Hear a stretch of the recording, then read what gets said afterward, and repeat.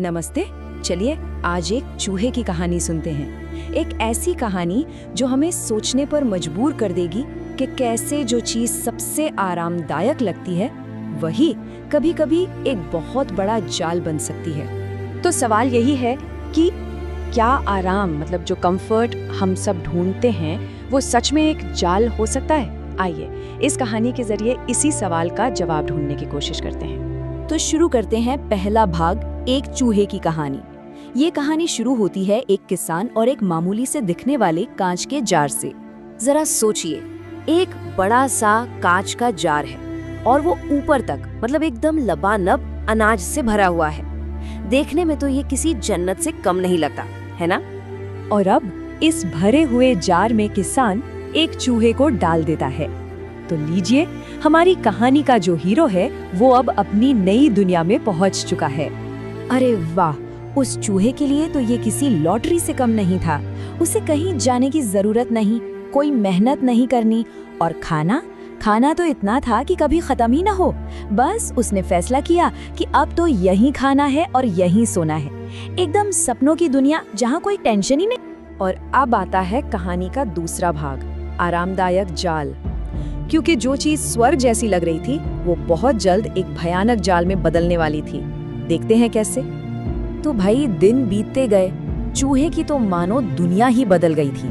बस खाना, पीना और सोना। लेकिन उसे इस बात का जरा भी अंदाजा नहीं था कि जिस आराम में वो खोया हुआ है वो असल में धीरे धीरे खत्म हो रहा है। अनाज का ढेर नीचे और नीचे खिसकता जा रहा था और चूहा वो तो बस मोटा और आलसी होता जा रहा था। और फिर एक दिन वो पल आया जब अनाज खत्म हो गया।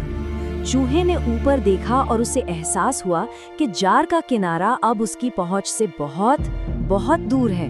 वो उसी जार में कैद हो चुका था जो कभी उसका स्वर्ग हुआ करता था। ये वो पल था जब आराम ने अपना असली डरावना चेहरा दिखाया। देखिए, प्रॉब्लम सिर्फ जार की ऊंचाई नहीं थी। असली प्रॉब्लम तो ये थी कि चूहा इतना खा कर बिना कोई मेहनत किए एकदम आलसी और मोटा हो गया था। अब उसमें इतनी ताकत ही नहीं बची थी कि वो कूद सके या चढ़ने की कोशिश भी कर सके। वो अपनी सारी काबिलियत खो चुका था। और आखिर में जब अनाज खत्म हो गया तो चूहा भूख से उसी जार के अंदर मर गया। जब तक उसे अपनी गलती का एहसास हुआ ना, तब तक बहुत देर हो चुकी थी। जो जगह उसकी खुशी का कारण थी वही उसकी कब्र बन गई। तो अब आते हैं तीसरे भाग पर, 4 महत्वपूर्ण सीख। किसान ने ये सब देखा और इस छोटी सी घटना से जिंदगी के 4 बहुत बड़े सबक सीखे। चलिए एक एक करके उन्हें समझते हैं। ये 4 सबक क्या हैं? पहला है थोड़े समय के सुख का जाल। दूसरा है निर्भरता की दुविधा। तीसरा अपनी काबिलियत को नजरअंदाज करने की कीमत। और चौथा, जो कि बहुत जरूरी है, वो है संघर्ष की जरूरत। तो देखिए पहली सीख, ये जो थोड़े समय का मजा होता है ना, जो बिना मेहनत के मिल जाता है, जैसे चूहे के लिए वो ढेर सारा अनाज, असल में वही जिंदगी भर का जाल बन सकता है। चूहे के लिए वो जाल कांच का जार था। हम सब की जिंदगी में ये जाल कुछ और भी हो सकता है। दूसरी सीख है निर्भरता के बारे में, मतलब डिपेंडेंसी। जब हमें बिना मेहनत किए आराम मिलने लगता है ना, तो हम दूसरों पर निर्भर हो जाते हैं। हम सोचने लगते हैं कि कोई और आएगा और हमें इस जाल से निकालेगा, क्योंकि हम खुद कोशिश करने की हिम्मत और ताकत दोनों खो चुके होते हैं। और तीसरी सीख जुड़ी है हमारी स्किल से। चूहे ने क्या किया? उसने कूदना और चढ़ना बंद कर दिया और नतीजा, उसने अपनी आज़ादी खो दी। ठीक वैसे ही जब हम अपनी क्षमताओं पर, अपने स्किल्स पर काम करना बंद कर देते हैं तो हम भी अपनी आज़ादी को दांव पर लगा देते हैं। और आखिरी सबक, जो शायद सबसे ज़रूरी है, वो ये कि बिना संघर्ष के जिंदगी चल ही नहीं सकती। अगर सब कुछ आसानी से मिलने लगे तो हम सरवाइव नहीं कर पाएंगे। मुश्किलें, परेशानियां, ये सब हमारी ग्रोथ के लिए बहुत ज़रूरी हैं। इनके बिना हम आगे बढ़ ही नहीं सकते।